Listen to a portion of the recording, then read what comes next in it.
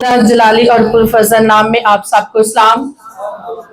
मैं खुदावन की शुक्रगुजारी करती हूँ कि उसने आज एक बार फिर ये मुझे मौका दिया कि जो उसके मुंह से उसकी मुबारक जुबान से जो उसने सलीब पर 7 कलमे कहे उनमें से दूसरा कलमा मुझे दिया गया है और मैं खुदावन की शुक्रगुजारी करती हूँ। दूसरा कलमा नजात का कलमा है कि आज ही तू मेरे साथ फिरदौस में होगा। हम जिस नुक्ते पे आज गौर करेंगे वो है फिरदौस। और फिरदौस क्या है, उसका मायने क्या है, उसका मतलब क्या है। जन्नत, बाग या गुलशन या जन्नत, सादा अल्फाज में यस्सु के साथ रहना या यस्सु के साथ होना।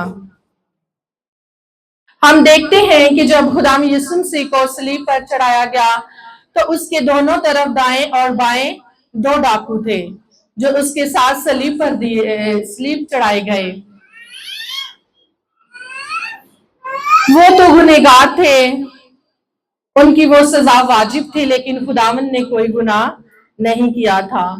और उनमें से एक डाकू जो है वो खुदाम यीशु मसीह से कह रहा, उसको तंज कर रहा है, उसको ताने दे रहा है कि तू मसीह है, तू मसीह नहीं, कि तू अपने आप को और हमको बचा। और दूसरा डाकू जो है वो उसको झिड़क रहा है और उसको कह रहा है कि तू खुदा से भी नहीं डरता, हमारी सजा तो वाजिब है, हम तो गुनहगार हैं।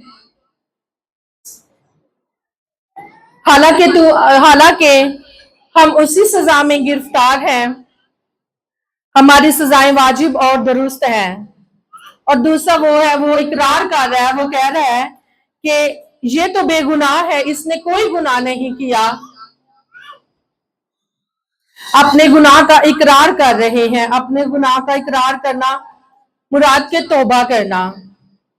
आज मैं और आप, हम सब भी इस नजात को कैसे हासिल कर सकते हैं।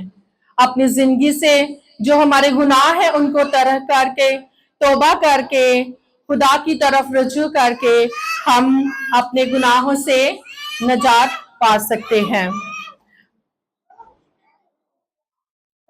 और वो उसे कह रहा है कि ए यीशु, जब तू अपनी बादशाही में आए तो मुझे याद करना। यीशु ने जवाब में उससे कहा कि जब मैं सच कहता हूं कि आज ही तू मेरे साथ फिरदौस में होगा। इससे मुराद अब इसी वक्त, फिलफौर इसी वक्त, अब सुकून फिरदौस में है। कुरिन्थियों 6 बाब और 2 और 3 में लिखा है कि आज ये दिन तेरी नजात का दिन है। आज का दिन हम सबकी नजात का दिन है। मेरा और आपके लिए भी आज नजात का दिन है कि तू मेरे साथ होगा, फिरदौस में होगा। खुदा में यीशु मसीह सब गुनहगारों को बुलाता है ताकि वो तौबा करें, इकरार करें, क्योंकि बहाली ताजगी मसीह के साथ होने से और मसीह के साथ रहने में है। अगर हम तौबा करते हैं, अपने गुनाहों का इकरार करते हैं, आज अपने गुनाहों की माफी मांगते हैं, तो हमारी जिंदगी में बहाली और ताजगी और नजात आ सकती है। फिरदौस बागे अदन था। नाफरमानी की वजह से जब आदम और हवा को वहां से निकाला गया तो वो भी बागे अदन में रहते थे। वो उस फिरदौस से बाहर निकाले गए जहां तसल्ली थी, जहां सुकून था, जहां पर खुदावंद की हजूरी थी और खुदावंद उनसे मिलने को आता था। हम फिरदौस में कैसे जा सकते हैं? अपने गुनाहों का इकरार करके, गुनाहों को तरक करके और अपने गुनाहों की माफी मांगकर। इसी तरह हम भी फिरदौस में जा सकते हैं। गुनाहों से तौबा ताकि यीशु के साथ रहें।